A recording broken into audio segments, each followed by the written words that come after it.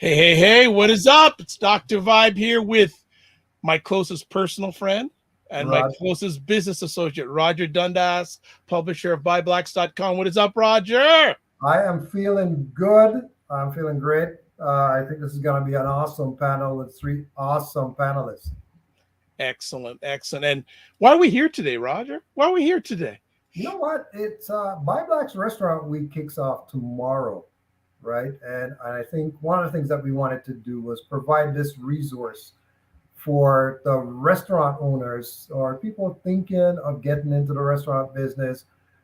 What does it really take to really market a restaurant? And I've got to say, I've had a lot of experience in it. I have personally been to over 500 Black-owned restaurants in Canada.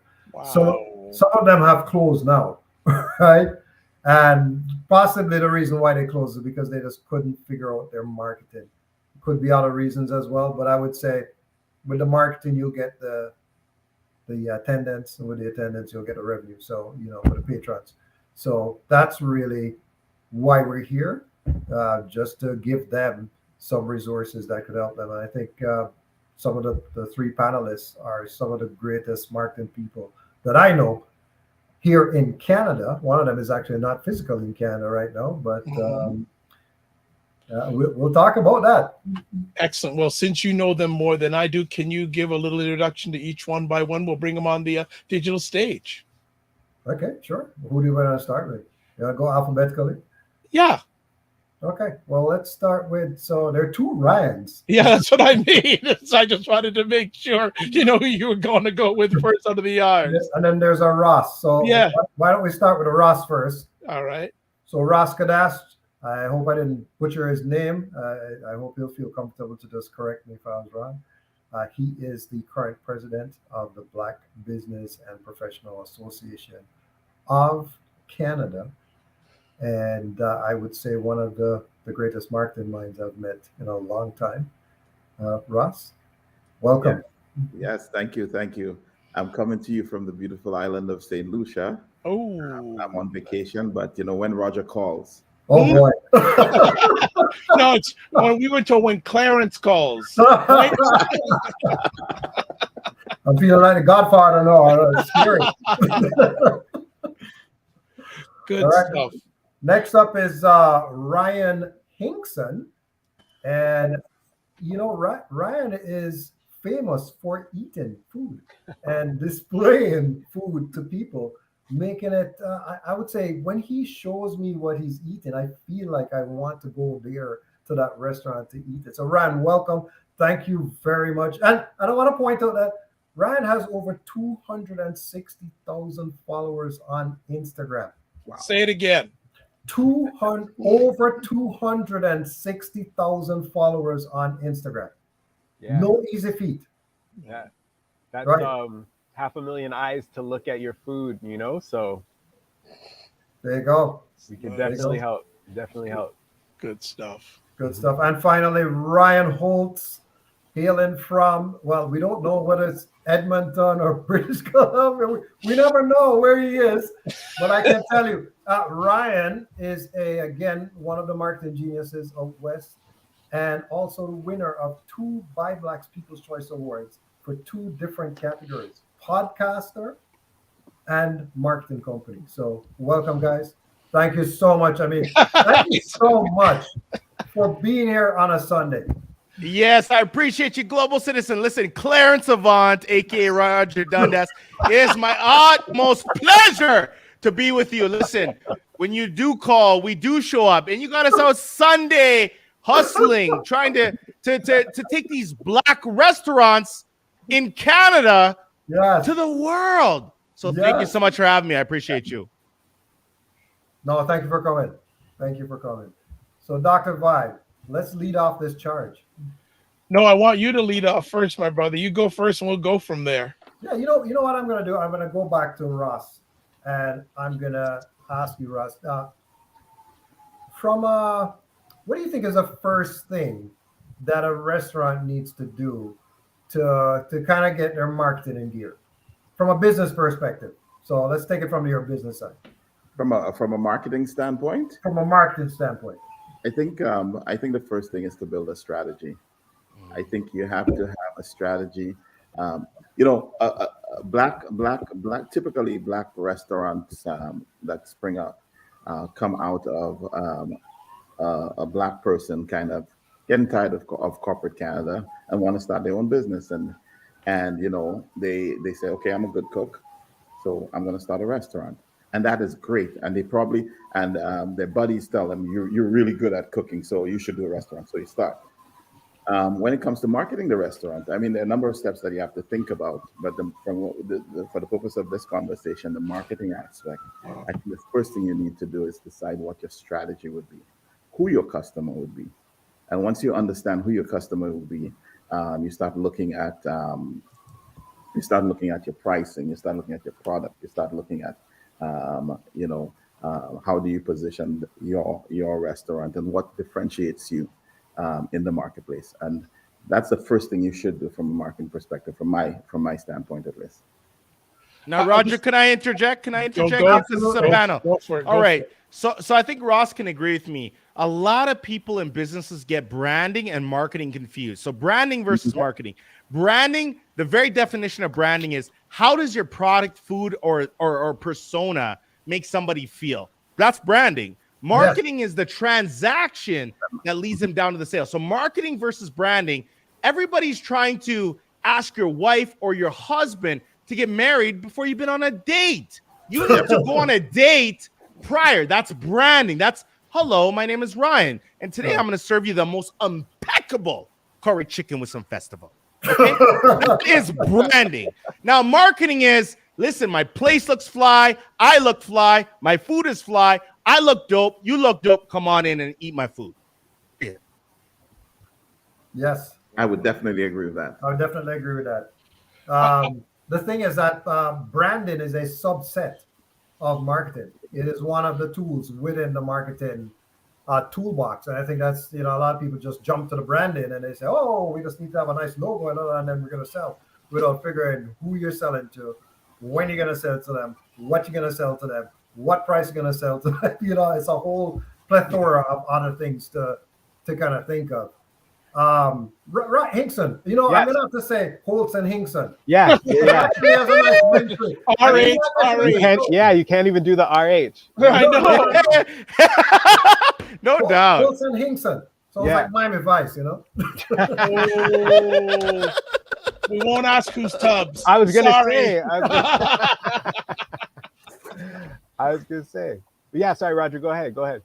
No. I want you okay. drop some comments on that. What the guys have said is spot on. And I think another thing to consider now that has popped into the mix that everybody has to deal with across the board is the fact that we've seen, what an unexpected event in the form of a global pandemic can do to any business, right? So now there's more steps that are built in because we saw a lot of restaurants actually thrive through COVID and others who they were just not positioned to have, a takeout model, right? So again, there's so much that we know, a lot of information that you may have to pay for. There's going to be information that's free.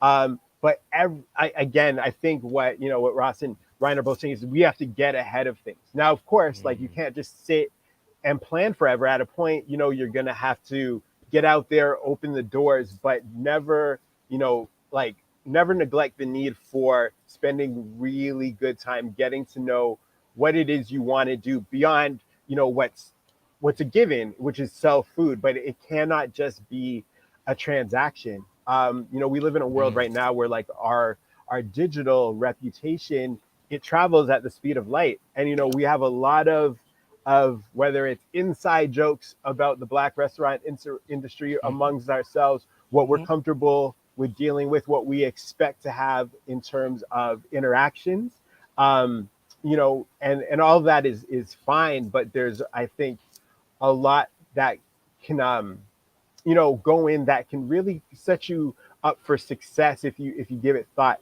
early. That's a big thing for me. So if I'm thinking, Go ahead, Ryan. After you No, Dr. Vibe, you go, man. You go. No problem. Actually, we have a question from the audience. So are we saying branding is, quote, here's my brand and introduction and the continuum of it, versus marketing is, quote, I would like to have a long-term relationship with you? I love the oh my gosh, this question is absolutely incredible. First of all, thank you for asking the question. But you're entirely right. See, people, they have to understand that, again, branding versus marketing. So if you're a food business, people, like, let's say we go into Instagram, and I know Ryan could speak to this hardcore, but let's say we go into Instagram and we go hashtag food, or go hashtag Caribbean food, or we go hashtag Jamaican food is better than Trinidadian food. I'm just joking. But let's just say we go to let's just say we go to hashtag food. Now, here's what happens. If I take the hashtag and then I go to the location of where I am, Toronto, Edmonton, St. Lucia, wherever we are in the world, all good. Every restaurant does this. They only show the food. Now, this is going to be a banger, what I'm about to say. So I'm going to take a pause. Stop marketing the food. And what I mean by that is everybody's got a good jerk chicken. Everybody's got a good curry chicken. What is the jerk chicken or curry chicken going to do for you? Start marketing into the culture, the lifestyle, and the everyday life of what the food is going to bring to you. Now, everybody in culture understands that food is a gathering point. It brings us together. It's something that we teach our kids. It's something that gets passed down. So do not be afraid to show what's behind the food on your grid. Picasso, leave Picasso alone. He's an amazing artist, but stop making your Instagram look like frickin' Picasso. Start showing real life into it. I think that's an important point that Ryan makes, especially I have some clients with very small, tight menus. Like, I'm talking 4, 5, 6 things.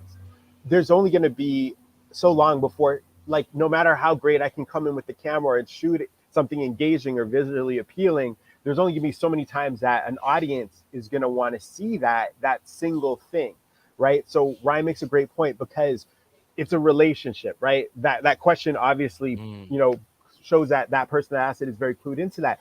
And if you and, say, your partner are at home and you watch the same show every night, things are going to get boring. If you guys eat the same food in the same, like, things are, so you have to be able to switch it up. And I think hitting, that point of marketing being a relationship with current customers and potential customers is a great way to look at it. And you wouldn't do the same thing every day in a relationship, and you can't do the same thing all the time in your marketing, but there has to be consistent marketing. We're bombarded with so much messaging. There's so much competition. We've got, delivery services that now bring food from places that I would never think to travel that far to get food from, right? So the number of restaurants that are your direct competition it's growing exponentially. So what are you doing in that downtime to always be top of mind with customers? And again, as much as, like I said, my job focuses on creating like food focused content, show behind the scenes, like talk, go live, do some stories about, where you're sourcing your products from. Are you going to a local market, using somebody else's chicken or seasoning, or, like, involve the businesses that you partner with, show your staff. There's a lot of things that you can do aside from just showing the food itself. Yeah. And Ryan speaks to a good point. There is restaurants on Uber Eats that have quadrupled the sales of restaurants that have had sit-down tables, meaning they haven't even barely had a restaurant establishment, but because their food was so great and their social presence was so great, they've quadrupled the sales of normal sit-down conventional restaurants. This has to be talked about. Go ahead, Ross. Don't you guys think it goes back to understanding what differentiates you from a marketing standpoint? Yes. Because when I look at jerk chicken from ABC Company and jerk chicken from ABC CDF restaurant, it looks the same. So and it's on social media, it will look the same. So it's understanding what differentiates you and leveraging that to be able to, in your marketing strategy, to be able to help you kind of show the world what you're good at. Well, I'm the low person on the totem pole here, but I will say, I will say to business, especially restaurants, stop being transactional, be relational. 100%. Good point. But you know what, Dr. Vibe, though? Here's the thing, though, right? let's put on our empathy card here. Okay. So let's say you have the best jerk chicken in town, and I respect that. But you go into the business of food thinking, hey, my jerk chicken tastes so good.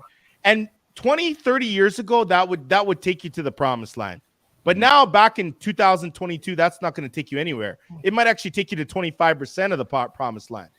The difference is that people are so they're okay. I like giving relationship analogies. Okay, I'm a husband, but they are making love to their food when they don't even have an audience to watch them. Yeah. You know what I tell some marketers? Stop making love to your idea. Stop making love to your idea. Yes. So we have to get out of the making love to our own idea and understand what's in it for them. How does our product make love to the potential customer? And when we serve into that, pun intended, good things will happen. Leave it at that. Absolutely. So let me just bring it back to the strategy. A quick question, Ross. What would be your top 3 things that a restaurant should include in a marketing strategy? I think they should. Well, the top 3 things. I think they should do a SWOT analysis. I think of strengths, weakness, opportunities, threats of their product. I think they should understand their competition, like who else is doing this. And when I say understand your competition, I mean you could have you see it all the time. You have McDonald's and Burger King on the same street. Yeah. So it doesn't mean be afraid of your competition, but understand the competitive landscape of that. And then I think, in this day and age, I think the other thing is social media rules, right? We talk about Ryan's Eat Famous, right? So have a plan for social media. That's what I would say. Those are some, and there are others, but I think those are three of the ones that I would. Lovely. So Ryan Holtz. Sorry, let me go back to Holtz. So Holtz, earlier he spoke about the branding aspect of the marketing journey, and the fact that your brand is really how people see you. Like when you see that Nike logo, you say, okay, the clothes, the apparel, anything you use is going to be reliable. What are some of the key things? I mean, I have my biases, right, in terms of when I go to dine in somewhere.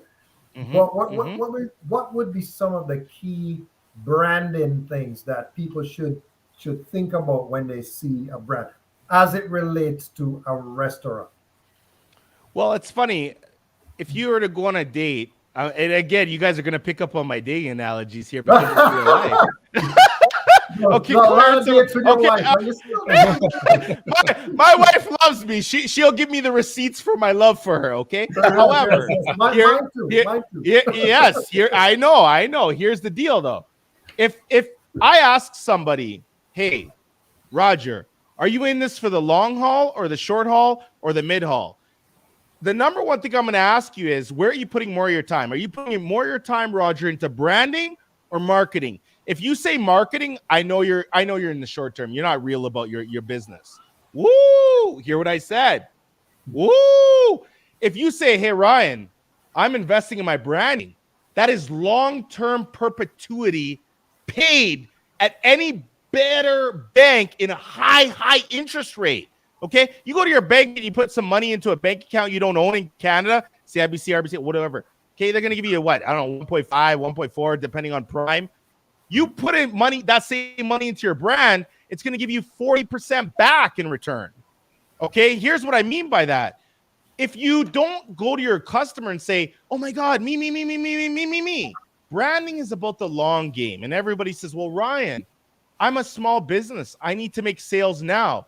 Totally understand that. However, you can do both. And to answer Roger's question, these are things you need to think about branding. Number one, I believe that we can make money and have a social impact at the same time. Yes. And this is what we call soulful currency account. I believe that I can have my vibe. I believe that I can have my health, my monetary, my family, and my mental hygiene all in one while making some money. So we need to think about when we're serving up that jerk chicken, are we just giving it to somebody in a styrofoam container and saying, enjoy the jerk chicken with a festival of rice and peas? Or are we saying, listen, this is attached to something that's bigger than you and me together. So I would implore people who are listening to this to think, listen, my product is so much bigger than I'm even seeing it at this time. And you need to sit down with yourself or your partner, whoever's involved, and write in a journal. Put some pen to paper and say, what is the premise of my business? What am I really trying to do? It's not your logo. It's not your typography. Nobody gives a shit about that. They care about what that jerk chicken makes their body feel and how it makes everything around them feel. So think higher about your food. Focus on brand. Hello, my name is Ryan, and I have a jerk chicken XYC business. Then go into the marketing and transactional business of what you're doing. Yeah, no, I highly agree with that. Because like great marketing is very, very important. But you know, marketing will move like a specific product, or you know, there could be like, you know, you might have a product or a certain item or something happens and that's on fire for a week, a month, maybe it even carries you through a year, it might get you viral. But your branding is what, you know, gets you on the Food Network. It gets you placements in some of these other ghost kitchens where you're not at, right? It's going to get your face on a label that is now, you know, selling your sauces and your seasoning, and it's able to grow your business because when there's, you know, an identity, like a real true identity to your business, people are having like very long and committed relationships to companies, because now people not only want to know, you know, is it good? Is the food good? They want to know that, like, by sharing it and by saying that they're affiliated with you by just choosing to be a consumer of yours, that gives them social currency. Like I see it on Instagram all the time. Like people, there's some foods that people love that they don't post. You don't see people posting all of their foods. Like people are going to go to McDonald's. They're not going to share it. But you know what? McDonald's will be fine because they're far away. But for most businesses, you want to be that place that someone's proud to post. They want to feel cool because they got there early before you blow up. There's so many little factors that come with being a place that someone can stand beside. And having great product, though integral to the whole mix, is not going to be enough to have people like want to slap you on their chest and kind of like rep you. And that's what's happening. Like consumers are carrying brands to the promised land, like because it's not a world in which, like, you know, we're relying on, say, like celebrities or big names to vouch for restaurants or something. It's people with like social influence, with voices who they're making heard, and you know, a cosign from the right person just kind of changes how you're seen, right? And that for you to have strong product, although it's a must, it's not enough, right? Because so many other little things that you do now play into people's willingness, or they're wanting to say, yeah, I'm affiliated, or yeah, I rock with this place. I'm going to tell their story for them. Ryan said something so crucial here. Isn't this amazing? I'm going to call this hashtag food cheaters. Okay, okay, all right. I've experienced this first hand, second hand, third hand, and fourth hand. Okay, here's the deal. I will open up my Instagram and I'll see somebody, you know, oh my God, check out this nice Chilean Spanish place. They have the best empanadas, you know, great. Then I'm like, I just seen you in the McDonald's drive-thru getting a double quarter pounder cheeseburger. They're not posting that. Here's the thing. If I look at McDonald's and I look at their balance sheets, Ryan can attest to this. They're killing the food industry. I mean, McDonald's is a mammoth, but people aren't posting about it. They're posting about the independence. It's like you gotta be real about your food choices, right? Yeah, no, it's true. And it, like Ryan said, like that person probably who's talking about the empanadas probably has had the McDonald's 5 times. You know what I mean? In the empanadas once. But that's what's gonna get people wanting to go there. You know what I mean? Yes. It's so true. Like, but Ryan, and sorry to interject. This is the word that I think we have to really appreciate in this whole episode is relatability. Because let's say Ryan, you have a restaurant. I say, look, bro, I love your food. But then you're like, yeah, I love my food too, Ryan, but I just had 2 cheeseburgers from McDonald's. I'd be like, right. Yeah. Like it would automatically up your clout with me because I have trust, because I know that Ryan's not continuously trying to pitch me his own food, where he genuinely has a love for food, where he's saying, look, bro, I my wife, we make the best food here, but I still love my cheeseburgers, man. Makes sense? Yeah, Makes and I think that kind of takes us down another important bridge is collaboration. And I know, when we're in business, we're trying to eat, we're trying to win. But I think that's a thing that I've started to see it in restaurants a lot. Chefs giving other chefs love, having someone from another restaurant come in and do a week or two in your spot, go do an event with someone else. Like, I know we're all trying to climb and, and do the best, but collaboration over competition is a Thank big you. thing. And I think industry wise, yeah, we haven't seen it as quickly in the restaurant world, but it's there, And again, I think that's also something that just lends to that strengthening your brand, right? And Roger, I mean, it also makes sense because Roger, go ahead, and I think Ross has something to say. Roger, then Ross. Yeah, you know what? I was just gonna jump in and say that Selwyn Richards, who's one of the best trained chefs, black chefs in Canada, he's a friend of mine, personal friend of mine, and oftentimes when we go for dinner, he'll say, "Okay, we're gonna visit a restaurant, and this is what I like at this restaurant." It's anything from Chinese food to really expensive restaurants to mid-range restaurants to other Jamaican restaurants to Trinidad. It doesn't matter, but he's just gonna say, "Okay, try this, Roger. Try this and tell me what you think." So I love that about him. And to your point, he's not the only person. He's not the only chef. But historically, Roger, leading to Ryan's point, and I know Ross is going to talk. Yeah. I got to say this, man. You might never have me back on this panel for what I'm about to say, Roger. You ready for this, Clarence?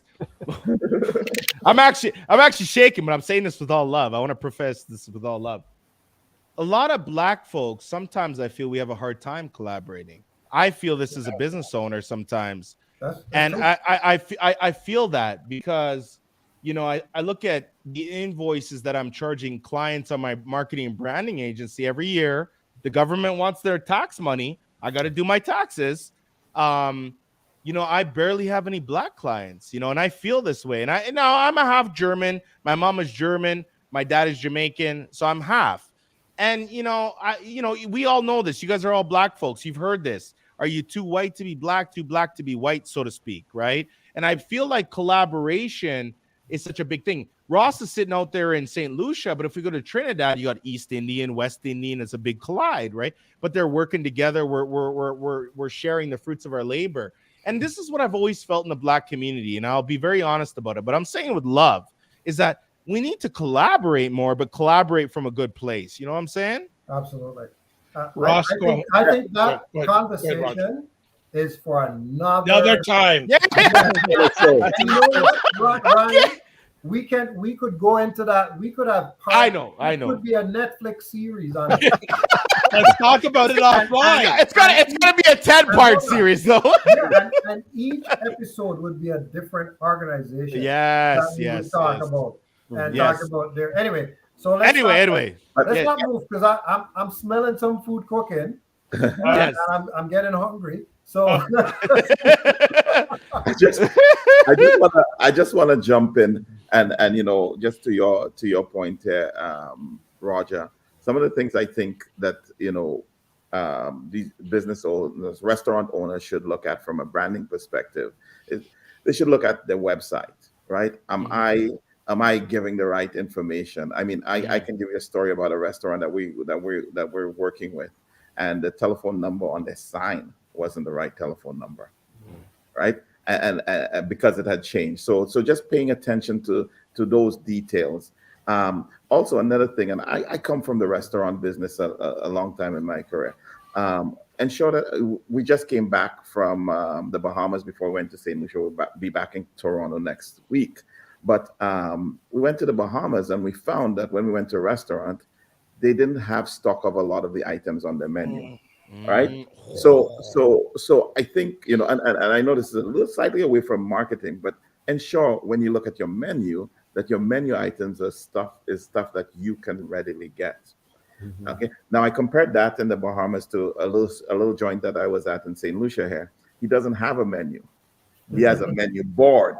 Yes, Right. that's the option. Right. So it allows him to always have it in stock. So these The are Bumba tips Shack. you can take, right? For you to be able to do that. And the last thing I would say is, invest in a professional when you start the business to design your logo for you. Because there's a lot that goes into a lot of thought that goes into a logo. It's just Listen, not what? thought. Oh gosh, Ross. We're in this small place in BC, British Columbia. Okay, listen. So we go to this town, and they got like one Caribbean spot, and naturally, the joy I feel come through my veins is amazing. I'm like, oh my god, I can get some rice and peas and jerk chicken. Ross, here's the thing. This is speaking to you. I go there. They said they're open up at 11:30 a.m. So I go there 11:33 a.m. I'm punctual. I did my black man duty. I did my research. I did my Google homework. And I get there and they're off. They're closed that day. Nobody's even open. So to add to your phone number thing, I would say just be open. Yeah. Well, or Be communicate. open. Or communicate that you're open. Because it happened to us today. There's this restaurant that we like in Picton. And we went there to have breakfast and it was closed. And there was no notification or anything. So, communication, I think, is important as well. You can do it easily via social media. You can do it via your website so people can know what's going on. Or if you have a Google My Business account, turn it off. You're not open. Just say, hey, we're not open today. And it will automatically reflect, I believe. So, utilize tools. It doesn't take 15 minutes to get that information out. And also too with with your suggestions, Roger, like saying putting it on social, a lot of times too, that's where people are checking first. Like when someone most of my new restaurant discovery comes through Instagram. You know what I mean? Yeah. Google, Facebook, all these other things, or calling, all of these things that I might do down the line in terms of deciding if I'm gonna, go there, come after. But yeah, that social discovery, is in the palm of our hands. Like who isn't, a couple centimeters away from their phone at all times, right? There's no time restrictions unless you're setting them. So definitely, like if you've got an issue, because I know restaurants are going through it right now. I know staffing is one of the biggest mountains to climb right now. You have a shortage of people that want to work and a bigger shortage of strong people that are available to restaurants. So I know things can change. A lot of times we might be a little tougher on Black restaurants, but it's not to say, like, I work with restaurants from all across the globe in terms of their offerings. And, a lot of the things that we feel are our own problems, they're apparent in all cultures. I say it all the time. And I don't mean to bash Asian restaurants, but I would say some Chinese restaurants, not all, some do not have great customer service. Right. But I just want food is great, and we keep on going back and buying it. So I think I just want to add, and I'm not adding too much here, but we have to say to our Black consumers, why do you tolerate food and service that is subpar from non-melanated restaurants? But when you have that one bad experience from a melanated restaurant, you push them off the curb. Dr. Vibe. I got Dr. Vibe. Two reasons. Number one, self-hate. Number two, consistency. I just want to put it out there. Now, let me go. No. Let me go. Let me go on this. Number one, self-hate. And that's a strong word, but historically, we've never valued ourselves or what our people are giving to ourselves as much as we do the next person. I can prove that with a million different articles and all that. Number two, consistency. I know that when I go to Wong Hock, number two, and I order the 1365 dish for Szechuan noodles and some extra fucking sauce on it, it's going to be fucking amazing and consistent. Now, I'm not going to hear this Jamaican lady come out and say, we don't have no festival. The curry chicken's gone. The jerk chicken was frozen. We didn't take it out this morning. Consistency. Let Ross jump in. Can I just jump in here? I like consistency. Years ago, when I lived permanently in St. Lucia and I was opening a restaurant, we were opening a bunch of restaurants. A good friend of ours from Barbados who was a restaurant guru, he's passed now. He says, Ross, listen, when you're in the restaurant business, you gotta be consistent. but it doesn't mean that you need to be consistently good. You can be consistently bad. Okay? Because he says it's okay to be consistently bad because now your customer knows. And he says, you know what, let's go up to this restaurant. The food is not great there, but the location is great, the view is great. Let's check it out. But you can't be, if you're consistently good, you gotta keep it up. Right? You gotta keep it up because the minute you go bad, that's when you get those bad reviews. That's when you get the Instagram reviews and the Google reviews that talk to your service, right? Yeah. So I'm going to ask some questions. I'm going to jump in with the advertising part because I know that, you know, I find like a lot of people are focused. Yes, they're on social media, but how do you guys feel about traditional media to advertise restaurants? So TV, radio, print. They work. You know, I find myself craving food that's really not the greatest food because of repetition. You know what I mean? I'll give, like, for instance, and another testament to how much I think we love Roger is that there's 2 Game 7s today, Roger. And I'm here. So again, but I'm saying, like, so the playoffs have been going on, and so, you know, I'm watching either Sportsnet or TSN a lot, and you see the same thing. I'm like, man, that Western Whopper looks really, really good. Not because I think it looks really, really good, but I've seen it 50 times. So I'm not talking about everybody having the budget of a Burger King, but I'm saying that traditional media, of course, it still has its place, and I feel like it still does work. It just, you know, has to be approached with a mix, right? And again, going back to, you know, proper branding and marketing, if you understand what you want to be and who your customer is, then it should become apparent which, you know, advertising tools you're going to use and which ones you're going to forego. But I don't think that traditional advertising in its, you know, core is dead at all. Yeah. No. So Roger, I got it. Roger, I got to interject here, Ryan. Please, I'm going to give you guys a banger. I'm going to show you how you can take traditional advertising fire and put it on 2022 digital fire. Now, if you got that Whopper like Ryan's talking about, number one, minimize your menu to only the best pieces. Ryan, how many menu items does McDonald's have on their menu when you show up to that drive-thru every single fucking day, consistently, persistently, graciously, and lovingly? Right. I would say, what, 16. probably like 15. Now, Ryan, when I say I'm going to change the sauce on a Big Mac, you're like, oh my gosh, you're not changing the sauce to Thousand Islands on the Big Mac? Wow, because it's a big thing. Now let's go to traditional. If you're on your phone, you're on Instagram or whatever social platform you're on, you got a deal, Roger. I want you on your phone to schedule a post between 12 and 6 a.m. You're going to say, why would you schedule a post between 12 and 6 a.m.? Because between 12 and 6 a.m., people are stressed out, they're tired, and they're trying to revamp their whole fucking lives. This is called the shopping channel. 1-800-CALL Ryan Holtz Marketing, 12 a.m. to 6 a.m. This is when people make their purchases. Now, you can archive your post and then delete it at 6 a.m. Why is this big? Because it takes all the traditional principles and adds it into the digital, because I know my post is going to disappear at 6 a.m., but I know the people that are really, really hurting are going to view it between 12 p.m. and 6 a.m. It's called the shopping channel. Now, people don't do this with their social media because they're like, oh, I should post between 9 and 11 a.m. because, you know, people are at work sitting on their butt. I disagree.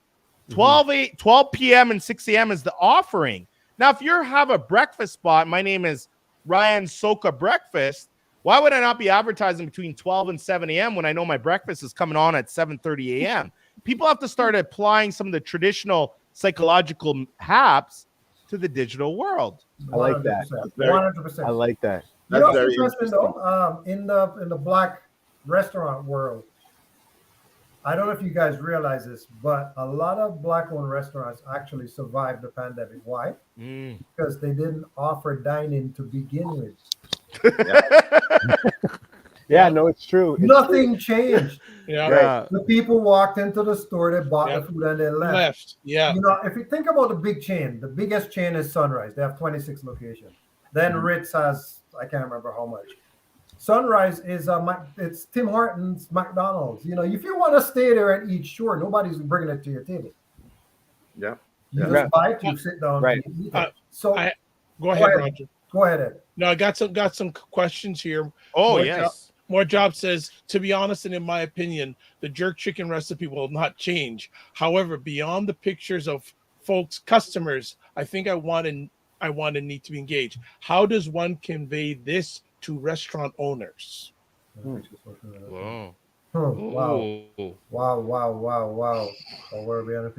So I'll take a stab at this because I think it kind of goes back to one of my original points that I said at the hop because and great question, by the way. That's a fantastic question. This is what I love about branding and marketing. The product doesn't have to change. Okay, the product is the product. Respect the product. And that's where I go back to the history of if your grandma's grandma created the jerk sauce, don't fuck with it. Don't mess with it. Don't do that. It's beautiful the way it is. But the way we conveyed and communicated to the people who loved it, the people who are going to love it, and the people who are going to love it because they loved it has to change. And this is where I say, if we think about branding, let's take it to the history, to the hello. But let's take marketing to the vehicle. How are we going to get it to your hands? The Uber Eats. Ryan made you guys made a great point about, listen, the Caribbean restaurants did well because we never offered a dine-in option. Why? Because they gave you 2 picnic tables and they were uncomfortable as hell. Okay, that's why the dine-in. I mean, I'm not even from Toronto, and I go to Yonge and Dundas Square, pun intended, Roger, because I always say that to you and Camille, Yonge and Dundas. Yeah, but there's this little Jamaican spot kind of down by Eaton. Yes. It's Ritz. And I've taken high-end clients there. They're like, Ryan, where do you want to go eat? We have these nice fancy restaurants. I'm like, I come from the West. I can't just get curry chicken and jerk chicken on the corner. Ryan, I gotta say something. Sure. You know, that was the first place that myself and Camille had a meal together. Oh my goodness! Ritz. Oh, yeah. So I literally coming from a conference. I got a backpack on. I'm wearing a suit and tie, and I'm like, I just want some curry chicken. Now this consistency. That's what you went there about for. them. Every time I walk in there, they treat me like, yes, they're consistent with the food, but they treat me like shit. The lady's always like, she's doing a, and I'm like, I just want some curry chicken, some jerk chicken, and rice and peas. And she delivers. She's rude to me. She's arrogant to me. She doesn't like me, but her product is consistent, and that's all I care about. And I gave my money every single day happily. And by the time I gave her the money the 3rd time, she was nice to me. I didn't give a shit, but the product was consistent. The branding was on point, and they were in a great location. But it goes back to the consistency. So to answer this question about the jerk chicken, it's not about your recipe. It's about how you're getting your recipe to your future customer. Yeah. Anyone want to add? I love that. You know, there's something on the panel that's going to happen tomorrow. I think they're going to talk about this issue. Sweet and nice. So this is the issue. So here's the issue. The issue is, how do you get Caribbean food to be just a normal staple? And I'll give you the examples. The examples are Chinese food, pizza. Yeah. It's just a universal thing. People go all over and it's, let's go get pizza. We needed to get it to, let's go get Caribbean food. We need that to be the thing. Or let me change it. Let's go get black food. Let me get some African food, Ethiopian, some Nigerian, some Guinean. Right? Let's go get some black food. It's there. That's how we need to figure out how to normalize it. Roger, I can answer this question, Roger. Yes, sir. You know who's stopping that from happening? Tell me. Everybody on this panel. Us. The people. Us. We're the ones getting in our own way consistently. This is why I'm not a big proponent about, oh my gosh, let's do the victim mentality. No. If you come to me with a problem, you better have a solution right behind it. That's how I was raised growing up. So you got a problem, bring a solution. The solution is this. Get it out there. Yeah. Be collaborative. Everything we've talked about in this show has been absolutely fire. Like if people are owning a restaurant right now and they're not writing notes, you're a part of the problem. Straight up. And if you're not acting on the notes you're writing on, you're part of the bigger problem. You know, Ryan Holtz, one of the things that I think about in the normalization case is if you want everybody to come to your restaurant, then you have to make your restaurant inclusive. meaning that Yes. everybody needs to feel comfortable when they step into that establishment. And I find, I mean, I'm Jamaican. I'm going to speak about Jamaican restaurants that I've seen, right? 60 posters on the window. You go inside and 60 more and flyers all over the place. And you know, the dancehall music is loud as hell. And I'm like, wow. I mean, I can deal with it because this is my culture. But the average I just told you about the Canadian is not lady. coming into that. I just told you about the lady on Young and Dundas. She's so Yeah. rude to me. Yeah. And I barely wanted to pay her my money, but like I was scared. How am I scared? I was scared. So it's like you have to be a little more inviting. We gotta work on customer experience, man. Come on. Yeah. Ryan I think Dixon. that's a big part. It is a big part of it. The good thing is that it's a testament to how incredible the food and the cuisine is, right? Because people still go. You know what I mean? We're still going, but I It's mean, not diverse though. That's the thing. right? When, No, when I stand up in a Chinese food restaurant, I see a diversity of clientele coming Yeah. in. And when I Right. stand up in the black restaurant, I'm not, forget ethnicity in the black. right. It's the Facts. same Ooh. it's the same ethnicity Ooh. that's coming in to support that So- particular restaurant. And we Right. cannot rely on 3%. Right. Ryan, hold on, Roger. Ryan, I want you to speak to this point because Roger made a good point. Ryan, you know right now on Instagram, if you post on Instagram, you're posting the same audience. You know that. Right. If you post on TikTok, every time you're posting to a new audience. Right. Are you gonna grow by posting to the same audience? No, not at a point. At a point Boom. you feeling that's it. So Roger's making an excellent point because if you have the same, cast and crew of 1,000 people coming to your shop, you're never gonna grow. Never. Right. Ross. And let me make a point on this. So we talk about Japanese food, pizza, that sort of thing. If you go Japanese food, or you go to Indian food, the experience when you walk into the store it mirrors what you see when you go to India, right? The decor a lot of the time mirrors that. What we have to understand is, especially around, I'm talking specifically around Caribbean food.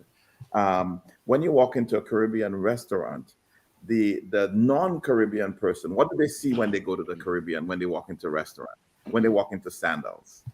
Okay, they see beautiful paintings, they see pictures of the beach, they see that. That's what they see.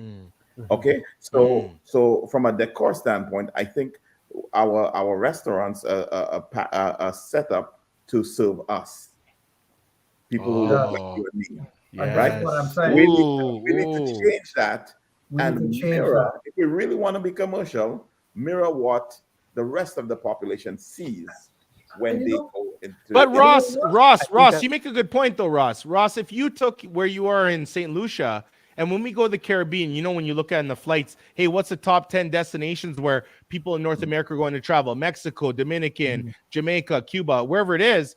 How are those the psychology that those hotels are taking is something that we should take into our businesses in Canada. Absolutely. They make the foreigners feel welcome. 100%. So it's a culture. It's a culture of hospitality. That's Yes. what I just and culture of hospitality. Yes.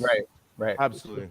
The other thing is, if I could just say one quick thing, when I've had 3 different restaurants. I've worked for 3 different restaurants. One was low end, one was mid range, and one was a high end restaurant. And they suffered the same fate, which is why we're having this panel. That marketing was crap. The thing is, when I think about it, if they had just, like in the case of the mid range one, ironically, if he had followed, there's a what I call the best practice of restaurant marketing, branding, and it comes in the form of KFC and Popeyes, McDonald's and Burger King. You step into it, and anywhere you go in the world, it looks the same. You know what to expect. Yeah. Everything is the same. Starbucks. I have a shameful story. That is what I think we need to focus on, and just normalizing it, clean, easy to order, yes, hospitable staff, and not that we don't have that type mentality, right? No, it's true. And look at the brothers at Caribbean Slice. Like they're literally the motto is we have that. Like I went there the other day. Yeah. everybody's smiling, everybody's asking me how I'm doing. Yes. Conversations are flowing. There wasn't a thing that I ordered that was not available to me. And it's, you know what, it's not, and like I said, I work with restaurateurs from all cultures. All of cultures have the same problem, but it's highlighted in our community. So what we have to do is just step up to the fact that even if with a lot of things, you know, all cultures have these things, but certain lights get shown on us. So the light's shining on us. If the rap on us is that, you know, the service isn't bad, then we can't worry about who else's isn't bad as well, because people are going to see what they want to see. So we're going to have to work on changing that. And I think a big part that like sometimes just gets forgotten with marketing is like, how do you have good marketing? Pay for it. You like, if you need a hood vent, if you need an oven, if you need lights, water, you need salt, you pay for it.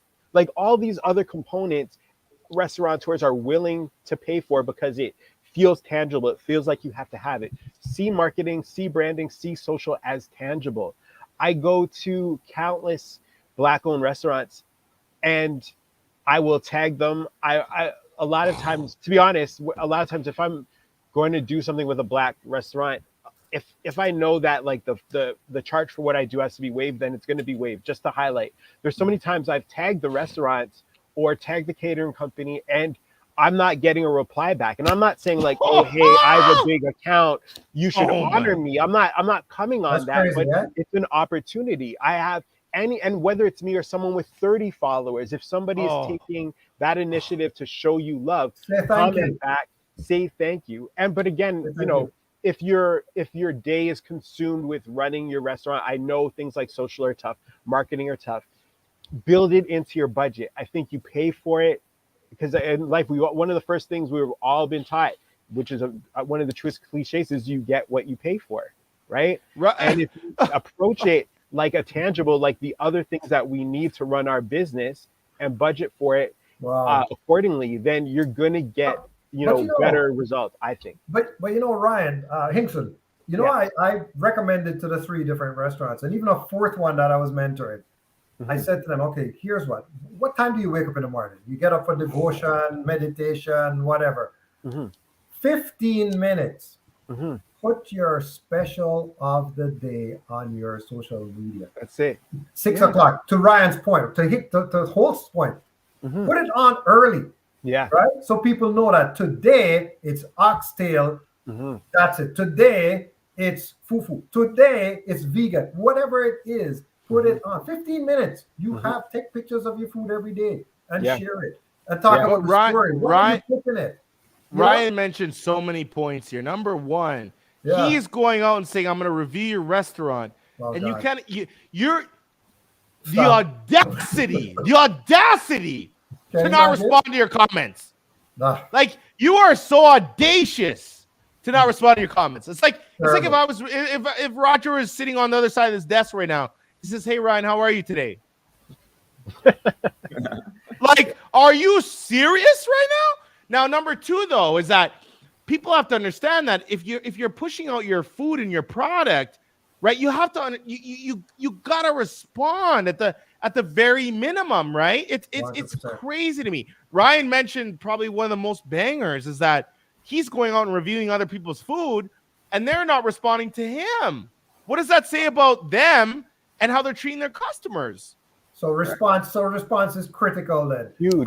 Critical. But you know, I do believe that coming back to the larger brands and Popeyes and all, those guys have a special every day. And I see that formula works. If it didn't work, all those big companies wouldn't be doing it. Right. So you have to have a special of the day. Any restaurant, you go into the restaurant, they say, oh, by the way, are you interested in the special of the day? The dine-in ones. Yeah. So even if you're not doing dine-in, if you're just offering takeout, you should still have a special of the day. I agree. Get creative. Something that's available once every few months. It's like, I know we keep throwing to like some of the same familiar options. We're talking jerk all the time. We're talking McDonald's when we talk big bread. Look at like the McRib. I've never had a McRib in my life, but I know that there's people that go crazy. And at first you would think, well, if the McRib is such a big deal, why isn't it on the menu all the time? That's strategy. And Roger, you make a great point. Look, and I always tell this to people when they ask me for help with social is look, and I think Ross talked about understanding the competitive landscape.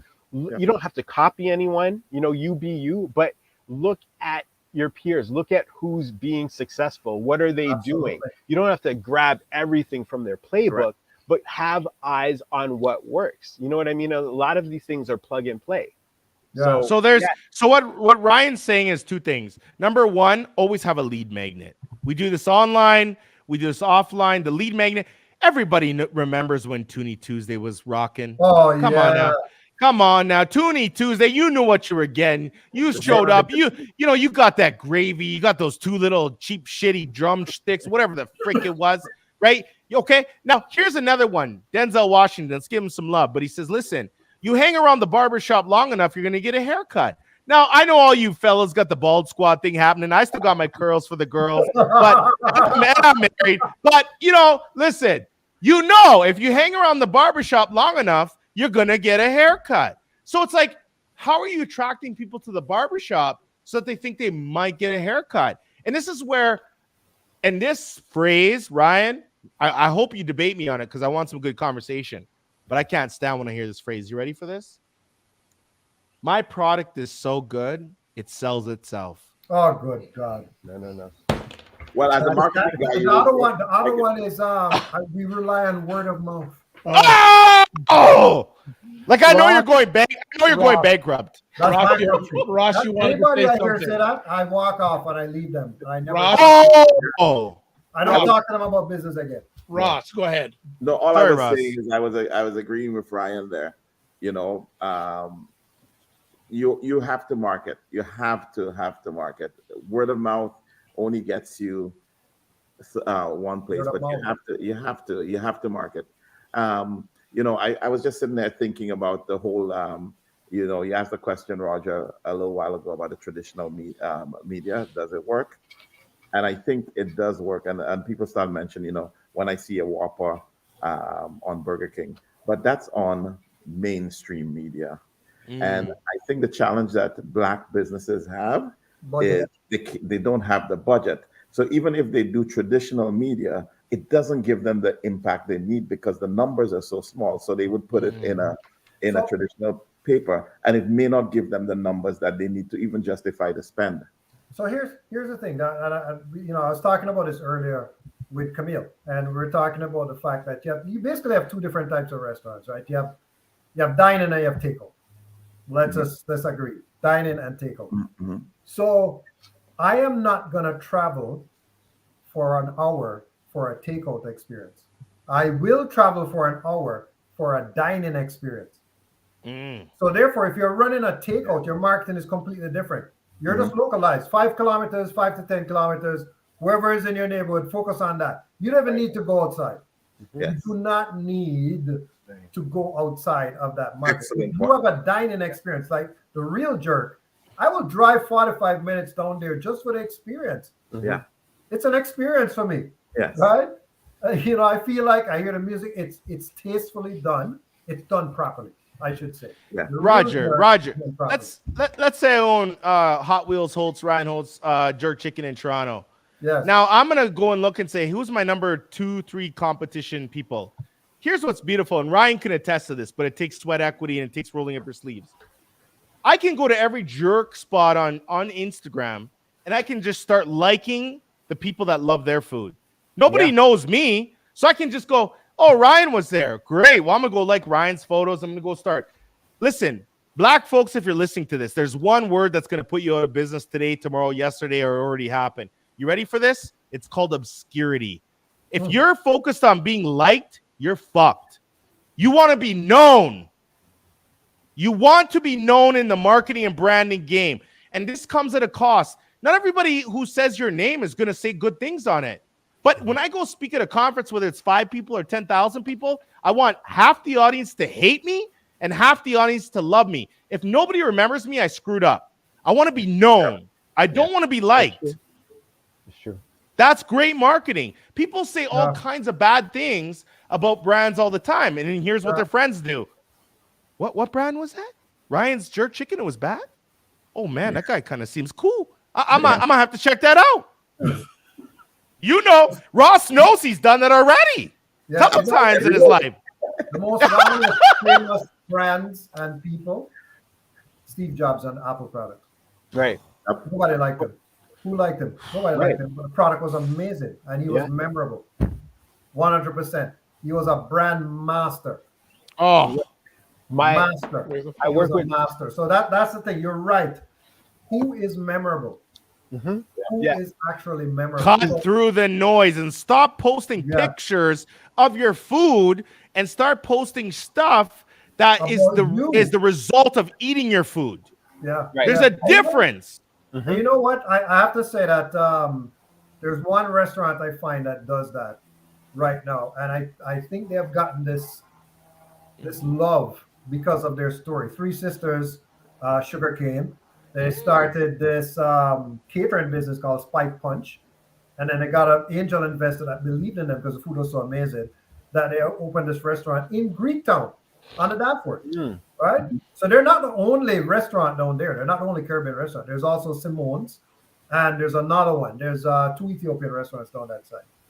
Right? Roger, you said a good question though. I'm still thinking about it, and I hope everybody answers this. Yeah, but let me just finish. Is that theirs is memorable because of their story. Yeah. The three of them. Yeah.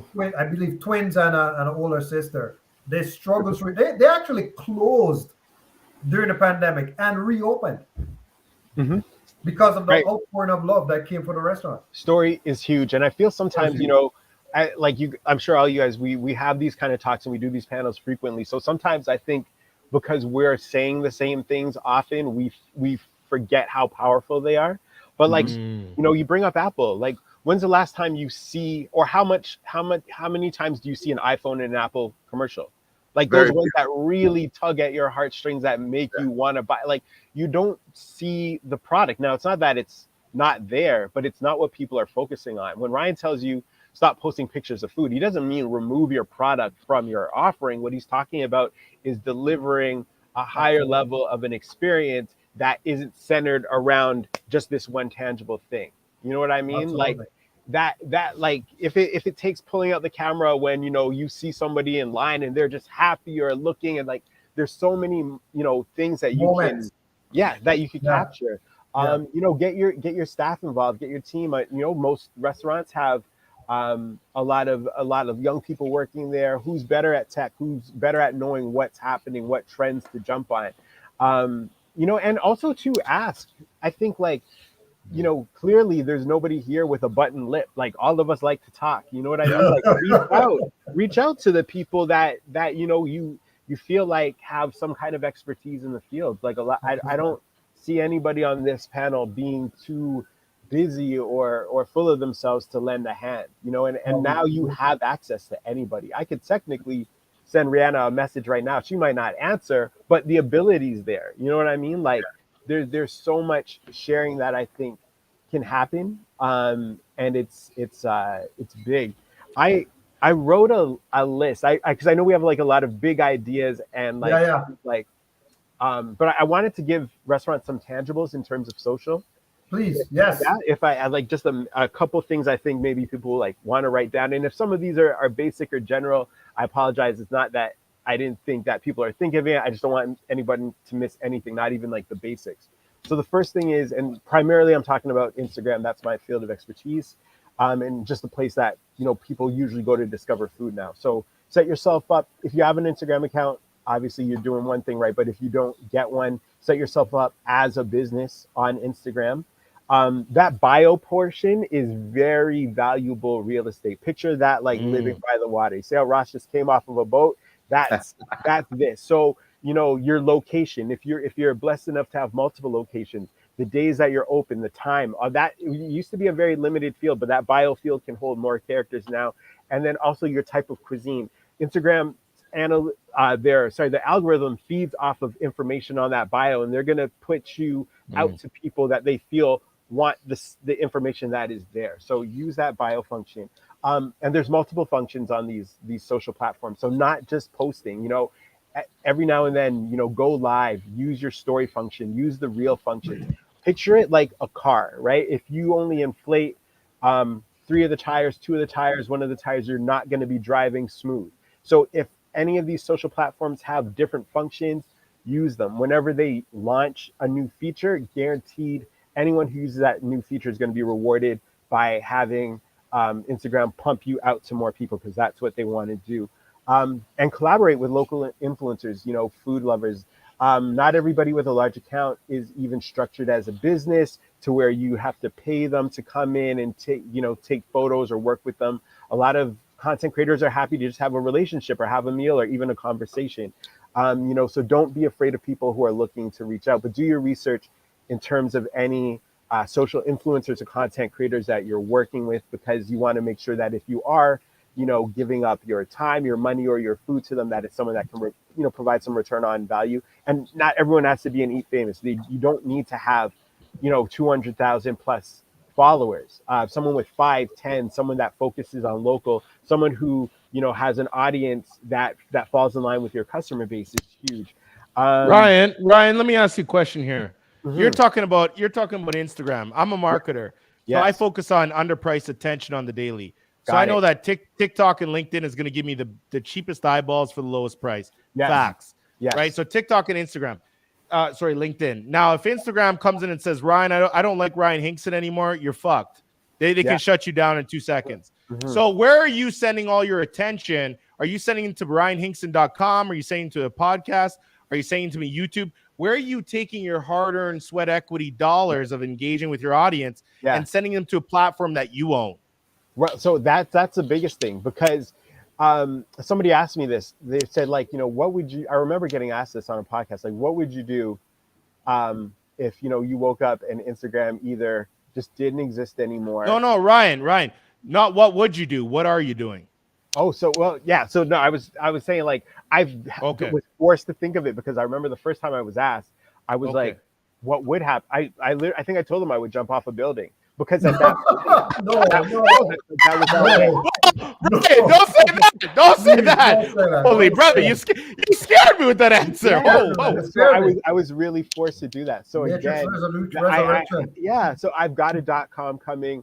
I try to put email lists together. I have a presence, although I mainly do speak to Instagram. I do have a presence on TikTok. So I'm on other platforms, right? So that, if, like as Ryan said, if they decided that I'm just not popping anymore and they don't want to push any eyeballs my way, there's still a place that these people can find me. I can still interact, because that's very important to do. Yeah, very, very, very important. But technically, you built an audience you built a house on land that you don't own. Right. Yeah. Now, I want everybody listening to understand that. Now, for us, we have 36,000 subscribers on our text message. We have 150,000 on our email subscriber list. We own that. That's different. Now we have our Spotify, our iTunes, or Apple. The cringe that I get with building on other social platforms, and we have 10 million views on all our podcast content throughout all social platforms, is that if they don't like me tomorrow, I'm fucked. So how do I connect with my audience? And that's why I'm asking, Ryan, because you're a guru on creating content, but it's like, do you go to bed at night thinking, I built my platform on land that I don't own, or do you just not care? Or are you just trying to maneuver that?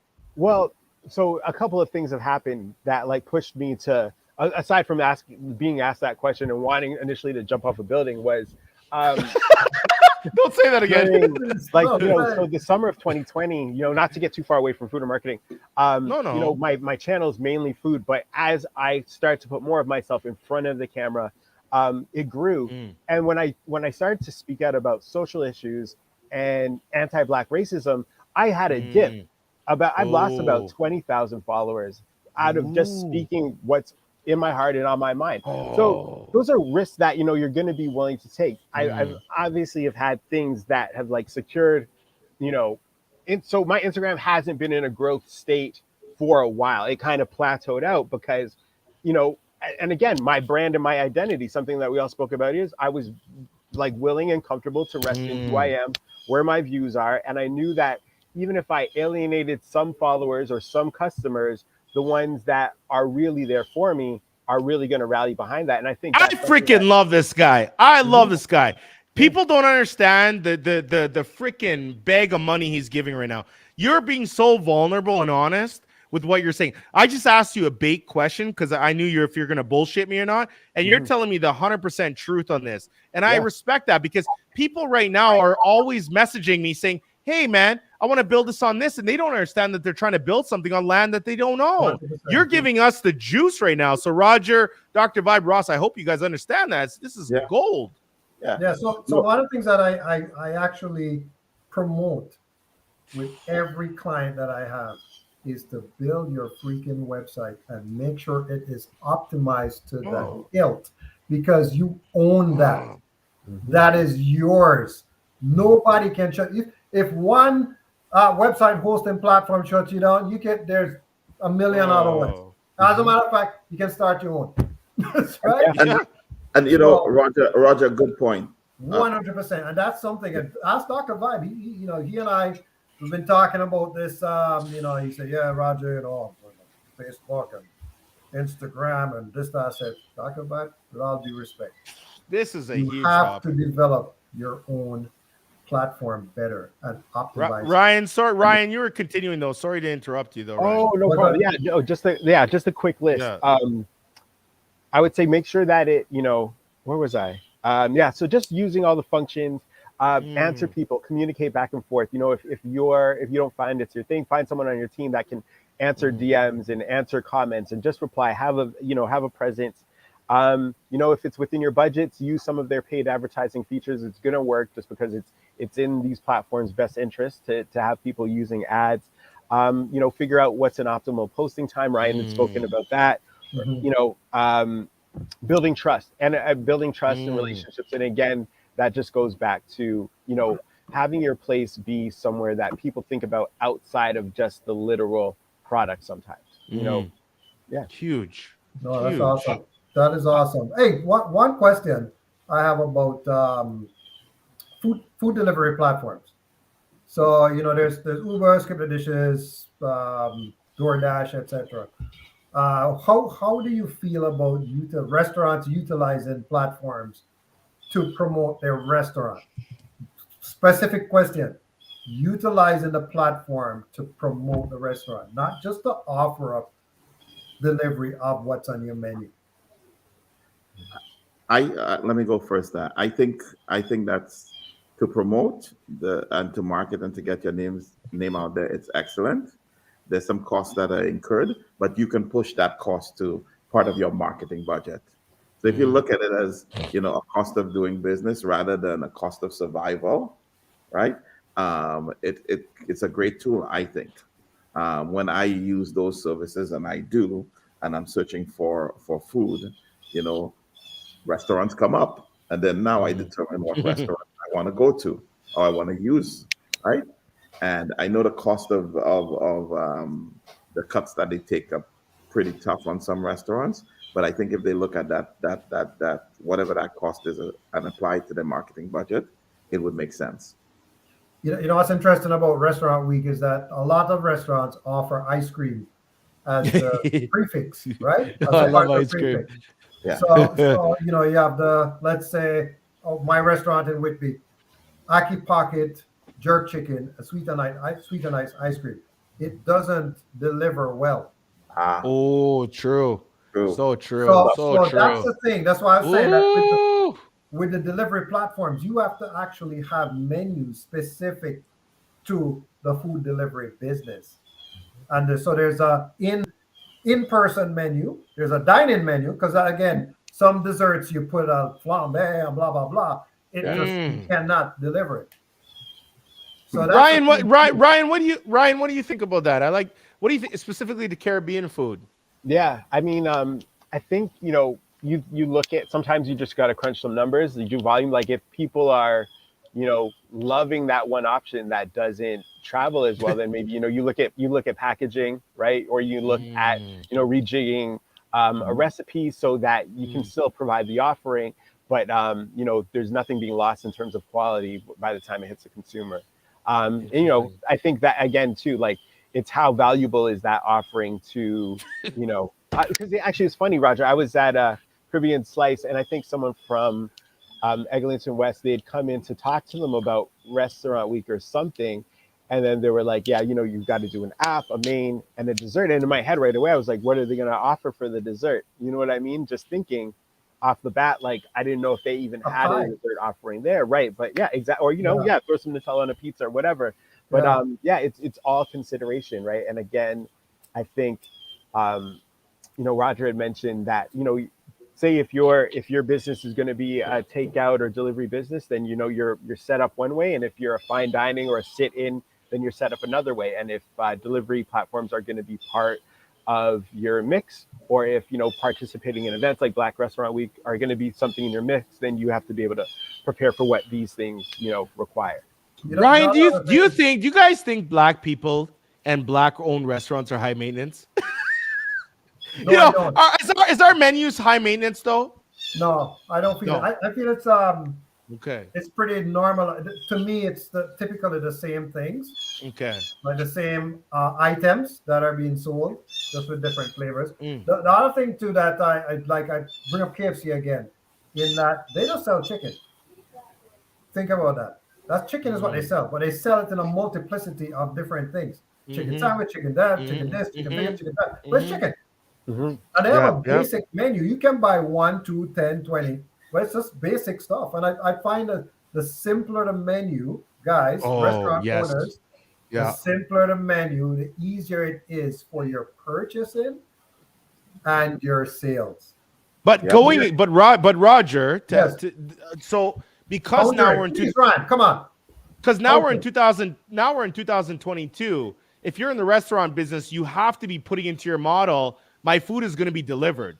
Like a portion of our sales is coming from delivery. Like I don't think I think COVID expedited, you know, the delivery, but I mean I think it's going to be consistent for our future. Yeah, I think I just want to. It is 100%. I just want to jump in because I know Ross, you probably have to leave soon. So I want to. There's a question here that may be good for each one of you to quickly. Not this one. Let me get this question. I got the wrong question. Here we go. This is the one I want. Personally, I think Caribbean restaurants have a huge opportunity to serve more than what they sell. If you were given XYZ funds to start your own restaurant, how would you market it? That's a great question. Well, you know, don't ask me because I have a media platform and a marketing agency. So I'm the wrong person to ask. I would just go in-house and I have resources at my fingertips to do it.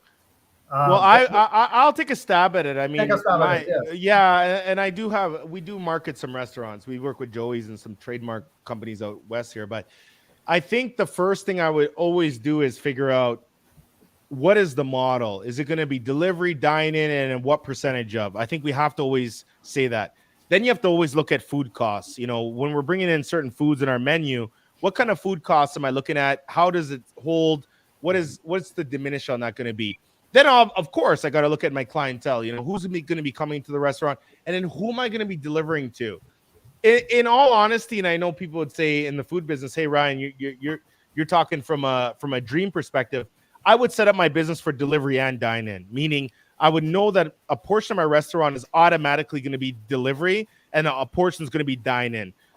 Kind of going to Roger's earlier point, I would have a menu specifically for delivery, and then a menu for dine-in. And of course, there'd be some hybrid items, but they would be somewhat different because I know it's going to be, hey, if I have a chef and he can bring it out right now, it's different than if I have to deliver it 20, 30 minutes down the road to somebody. But I would build it. Here's what's amazing, Roger, and I'm going to knock you for this comment. I would run it like a media company. Woo! You ready for this, Roger? You ready? Because here in 2022, and Ryan can attest to this, if you're in business, you got to run your marketing similar to a media company. So if I say, oh my God, guys, come down for my $10, 10% off chicken. Boring. If I say, listen, this mouth-watering, mouth-bomb jerk chicken, there's only 20 left. Urgency. Craziness. Holy smokes, what's happening at Holt's Jerk Chicken down the block? And why does this guy have a German last name when he's marketing himself as a Jamaican? What? But I love it. This guy's crazy. I want to check it out. Cool. Now, the media company is going to have a podcast. Ryan knows this. My restaurant is going to actively have a podcast that talks about the events of our customers coming into the restaurant on a weekly basis. It's going to be called the Holt's Jerk Chicken Podcast. And we're going to talk about all kinds of debaucheries in the kitchen. We're going to be talking about debaucheries of the customers, etc. So I would lead with the media company, but also run it as a restaurant. I think that people think, oh my gosh, how am I going to do this? And how much is it going to cost? The moment you open up a business in 2022 and kind of lead with the media, your marketing and advertising budget is going to be way less. And I think Ryan could attest to that, because the content that's going out on your social platforms, is not just about the food. We talked about this. It's not just about you. We talked about this. It's not just about whatever. It's about the customer, what the customer is going to feel, how they're going to feel, and what our restaurant's about. But what's beautiful about it is we're advertising by just simply telling our story. Gary Vee did say it best. He said, don't produce content, document. There's a difference. Just document what you got going on. Anthony Bourdain is one of my most amazing favorite chefs in the world. This guy went to the middle of where and documented and told a story about why you're eating cow foot, why you're eating chicken feet, why you're eating all these different things. And he managed to deliver it in a way that didn't disgust me, but actually educated me. So we want to focus. If you're a restaurateur and you're listening to this show right now, I want you to focus on being a challenger salesperson. A challenger salesperson is different. So here's the difference. If I'm a true salesperson and I'm one of those tacky, corny, cheesy, weird salespeople, I go to Roger. Roger, I like your glasses. Roger, I like your ring. Roger, I talked to your wife, Camille. Roger, I like your bald head. Do you use a Mach 3? How do you shave that thing? That bald squat is looking like a dome and it's beautiful. Garbage. I say, Roger, listen, I know you have a problem. What's my problem? Listen, I was looking at your website. I think you probably could get another 100,000 views monthly. Okay, so now I'm challenging Roger.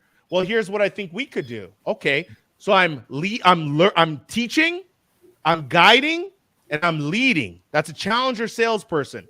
I don't want to attack Roger with some bullshit of, I like your head. How is that going to solve his problem? 100%. So this is where people in the food business have to understand. Be a challenger restaurateur. You're hungry. Okay, cool. You're coming to my restaurant. Cool. Hungry.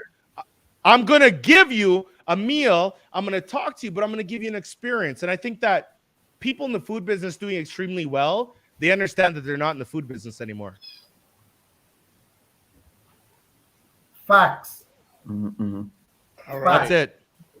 Anyone else want to add? So I'll just add here. The first thing I'll say is I'll hire Convo Media. if you're out west, though, hire Holt's Marketing. Yeah, maybe. Yes, exactly. Hey, Ross, don't you dare say maybe. I want to hear you say. Dude, we gotta talk. I want to hear it. Okay. Please. So there's one thing. Go ahead, Ross, and I'll say that. But what I'll say is, if I had the marketing dollars and I was opening a restaurant, the first thing I would do is I would open it in a non traditional black neighborhood. Mm-hmm.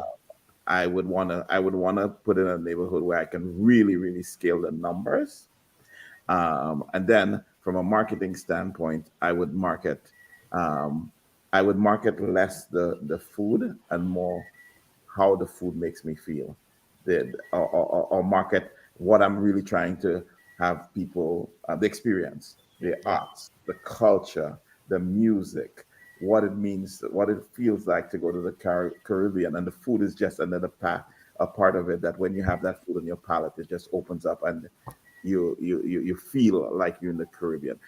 My marketing strategy would be around that, and a lot less on I sell jerk chicken or I sell rice and peas, because at the end of the day, everybody can do that. And by the way, guys, the best jerk chicken I've ever tasted in my life is Jamaican street jerk chicken.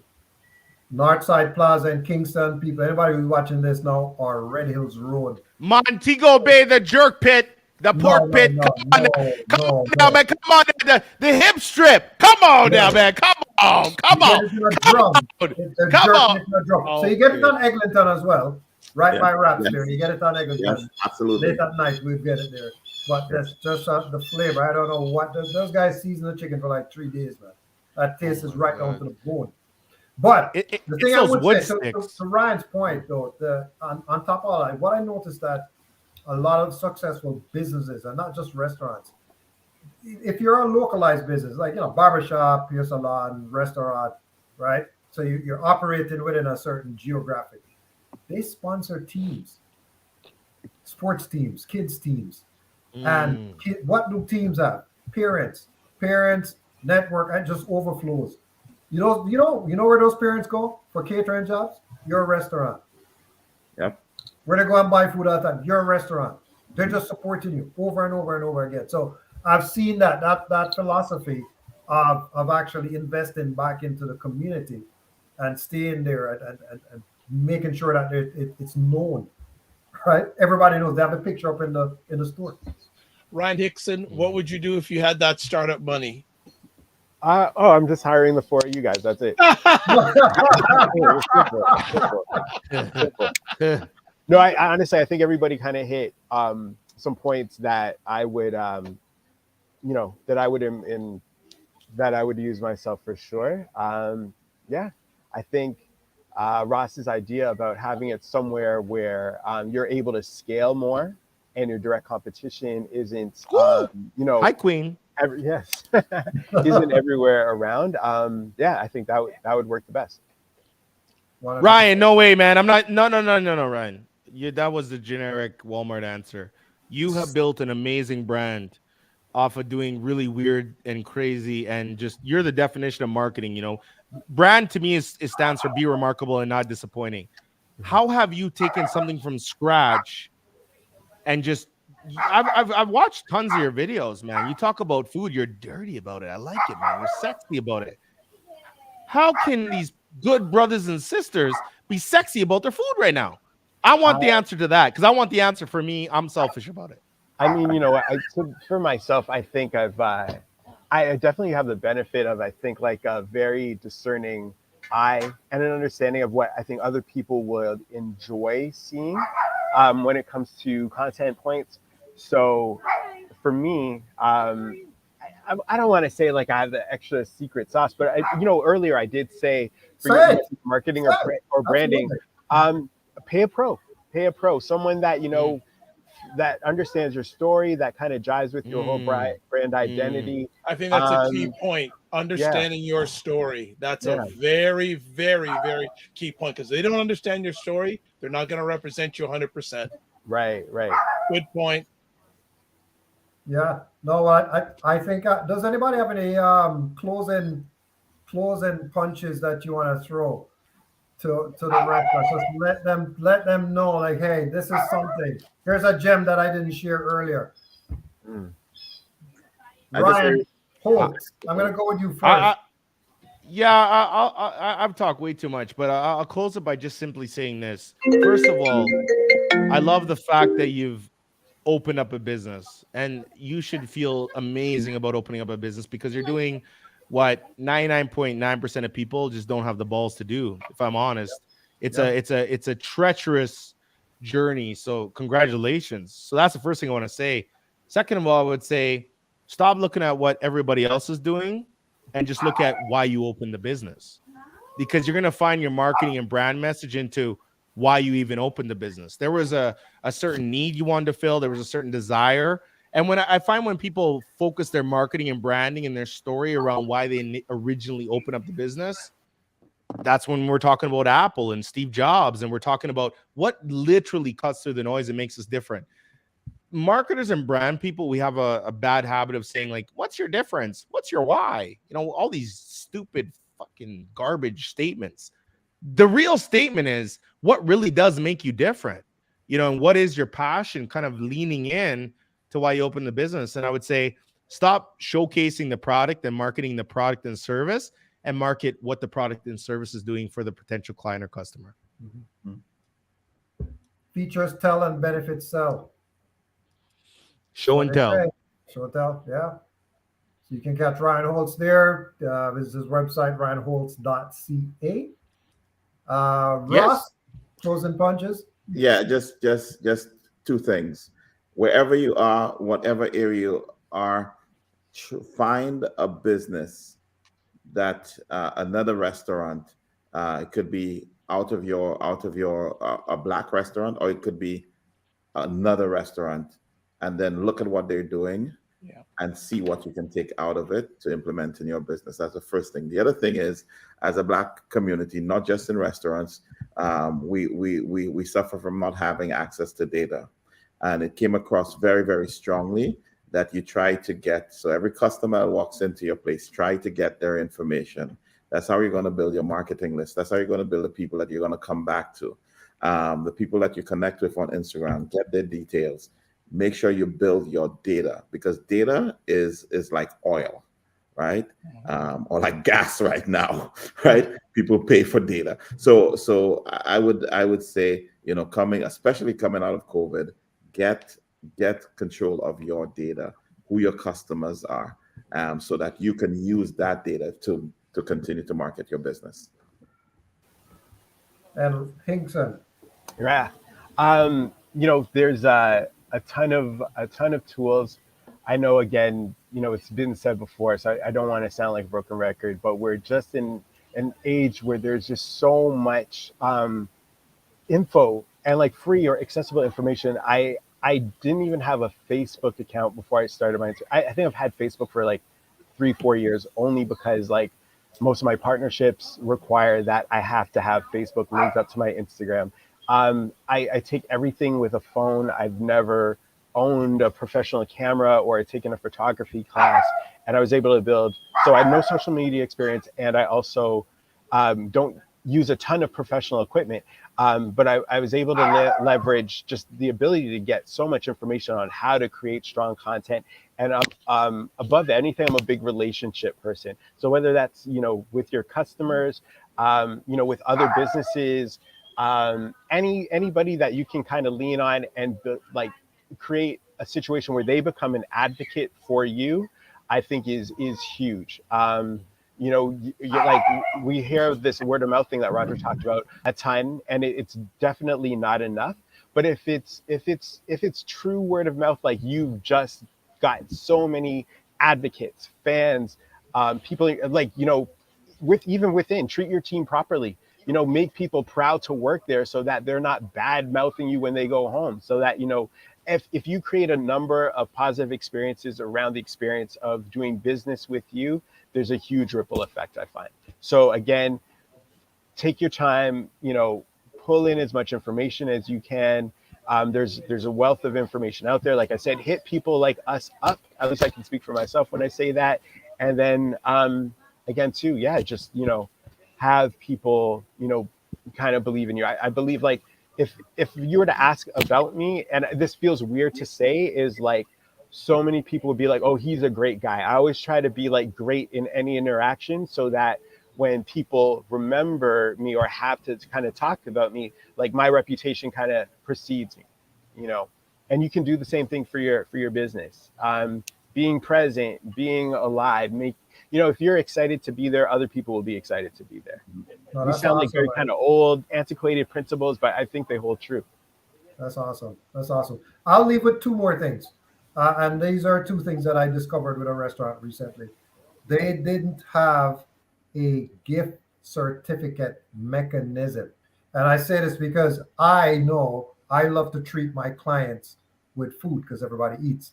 You don't want to make the mistake and give them a gift and I don't want a Apple, whatever, Echo Dot, because I have 3 already, right? But they'll want to have that experience of dining somewhere different. So have a gift certificate program. So I can go online and just buy it and it comes to me. The other thing that I find works amazing, and all because, I'm sure everybody here is probably on the Starbucks app, right? I'm sure. Our coffee is here. Okay. So where's the reward system? for your customers that buy every week? Is there a frequent buyer program? Are you giving them a free soup or a free this, or the 10th meal is free? I don't know, but something that rewards them for coming back over and over again. So I just wanted to leave it at the reward system and the gift certificates to generate more revenue, easy revenue. Roger, close it out. Tell us about ByBlack's Black Restaurant Week and websites and everything. It's a crazy concept that we saw in the States going on, Black Restaurant Week. We said, you know what, we want to do it in Canada. That was 5 years ago where we started to think about it. And then, crazily enough, in the middle of the pandemic, we said, we're going to launch it because people were buying the food and delivery and pickup, right? And curbside. And people wanted to try something different. You know, strangely enough, people were at home, but they didn't want to cook. It's the weirdest thing. Didn't want to cook, so they still wanted to try something different. So we started a restaurant week. First time we did it, we had 10 restaurants. Second time we did it, we had 19. This time we have over 25. So it's just growing steadily. The weirdest thing about the restaurant week too is that we asked the restaurants to offer up a prefix menu, which is between $16 to $32. So we're not trying it. It's not Summerlicious where it's $44 and $55 and it's only dine in and all of that. This is a more inclusive platform where if you are a food truck, a takeout, a dine-in, pop-up kitchen, ghost kitchen, it doesn't matter. As long as you can offer delivery, you can actually participate. So that's the big thing about it. It's a wider scope too. It's a wider net. So Rasa and I, we are actually trying to work with different Black organizations across the country. There's a Black organization in every major metro area that has Black people. So I think the next one in the fall is going to be bigger again. It's just going to keep growing. We have restaurants from Vancouver this time, 4 in Vancouver, in British Columbia, I should say, because they're not all in Vancouver. I think one is in Surrey. We have restaurants from Hamilton, Brampton, and Toronto, of course, Whitby. And I'm hearing that restaurants are still signing on.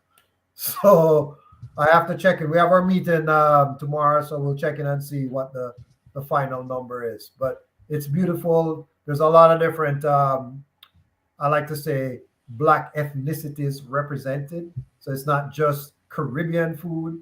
It's also African food. It's also vegan food. It's also fusion. There's Bukan, one of my favorite restaurants now, downtown there. Haitian food. It's an amazing. All right. Roger, Dr. Vibe, you're gonna kill me. I have one question because it's hard to get everybody on the phone at the same time. I want everybody to take a stab at this. What is one thing that you cannot stand when somebody pitches you in the direct message that will just completely annihilate their whole reputation?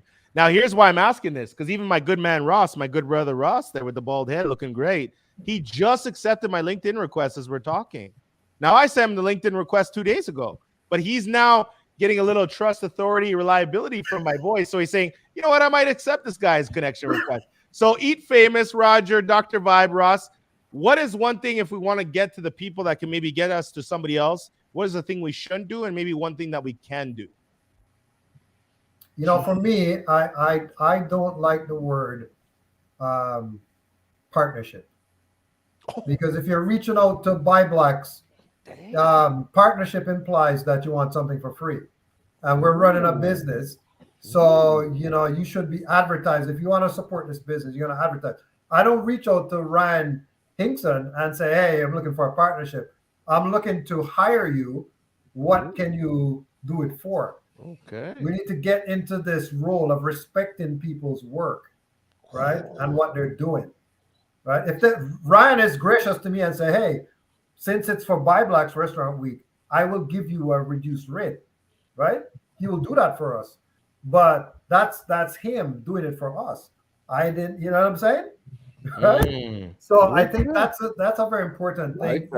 Like that. Stop asking people for free. Yeah. You know, hire a pro. Ryan said it earlier. Hinkson said it earlier. Hire a pro. So I'm gonna piggyback on yours because I don't have an answer for Holtz's question. But I like partnership. because partnership to me means a win-win.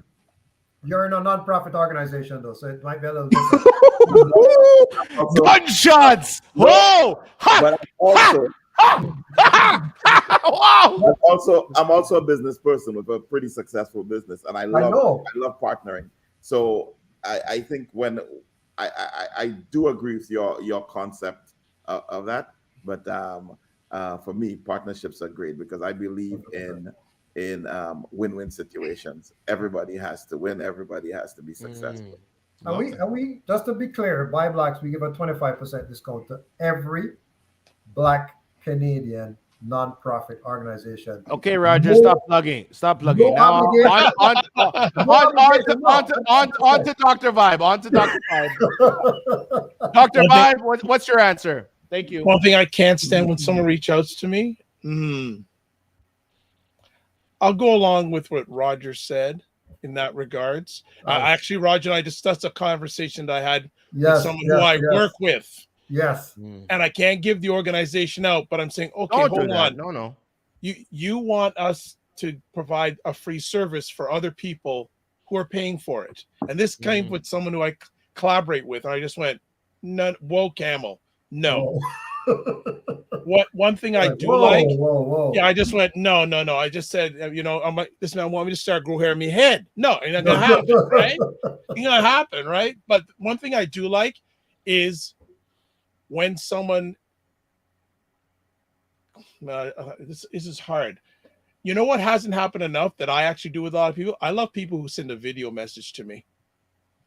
No. Stop, Dr. Vibe. What you were going to say before this last generic answer was the real answer. What's the one thing that just upsets you where you're like, I'm not talking to this person again? It just leaves a foul taste in your mouth. No, that is a situation. I don't got to get into details, which Roger said to me that this person knows my value. Okay. People who know my value and then don't respect my value. Okay. That bothers me. That makes sense. That bothers me. I like that. Really and truly. I like that. So I think that's what bothers me the most. That you don't realize my value. Or the other day I reached out to someone, again, I'll just say they're in government. And they said, oh, well, we can't get back to you till the end of summer. You can't give me 12 minutes till the end of summer? And you value being on my platform? Wow. I just leave it at that. I just said, we value your platform. You really value me you can't give me 12 minutes? If I multiplied how many hours between now and the summer that they are, and I took what percentage 12 minutes would take? Yeah. I have a saying that goes like this. People do, and this is why I got to respect the four of you for coming on for the By Blacks Restaurant Week panel. People do what is a priority to them. Yeah. Everything in life. And people like to argue with me about this. I said, no, that's not. I'm like, whatever you're doing, it was a priority. That's what you did. People always do what they want. Ryan, on the Instagram, you get all kinds of knucklehead DMs. What's the one thing that you're like, come on, stop it? So I because I don't want to just give the easy answer, but it's true. The thing where people aren't valuing your time or treating you like a business, but I have another one. It's like that. You could tell that they've cut and pasted the same message to 10 people, and they've only changed your name. That's it. Yeah. And I understand, we're all busy. Sometimes you're blasting, and it's just kind of you're casting a wide net. But take the time, if it comes off where it's like you could tell, like this person just looked at my number of followers, or they were given my name, but they definitely not went through my account, because you would speak to me differently if you were really familiar with my work or really a fan of what I wanted to do or wanted to partner or do business. It would have been much more clear that you've done your research. I think that's Kingston, I just want to build on. That's why I send video messages to people, because it is personal. And people say, "Oh, that takes a lot of time." When you get in the groove, 30 seconds is a long time. Who, what, where, why, bang. And 99% of the people come and say, I loved that video message. It was so personal. You took the time to send it directly to me. Yeah, 100%. Right? So he's good looking though, so he can do video. Like him and the whole, you guys, I don't really fool around. So just to add on to that, people, before you send any of us a message, take a look at what we do and really think about what you send before you push the button send. Yeah. Right. We've got be intentional, right? Be intentional. Exactly. Be upfront. Tell us what you want exactly, because the most precious thing we have is time. Time never lost a fight. So don't waste ours. I mean, we don't waste yours.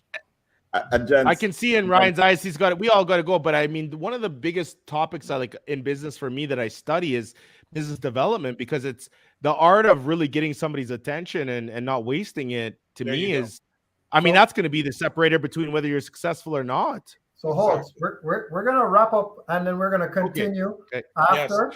Yes. No, I'm gone. I got dinner waiting. I'm gone. You wrap up. I gotta go. Dr. Vibe, close out first. Thank you so much. Well, this last comment, gentlemen, you are helping me with my assignment. I will thank you. Will this dialogue continue? So there's already been an ask for part 2. Well, we have the panel tomorrow on how to get your product from. So this is geared towards somebody who has a restaurant and you have a private label, maybe it's a sauce or a juice or something in your restaurant, but you want to get it on a national grocery shelf. The person who is coming on tomorrow, and Dr. Vibe, he knows. Mick Barnett. Yeah. Sweet that nice. No. He's Trinidadian. Don't hold it against him. No. Janice in Bartley is she's like a master class. When you listen to her dissect the food industry, it is poetry. Look, so we're gonna have her on tomorrow, 6 p.m. Eastern, wherever you're watching this now. Part 2. Tell everybody, but most importantly, support Black Restaurant Week. The link is right there, gentlemen. Thank you so much. Blessings to all you. Remember, don't just manage your time, manage your energy, and give yourselves grace. And we'll get ready for part 2. Goodbye, everybody.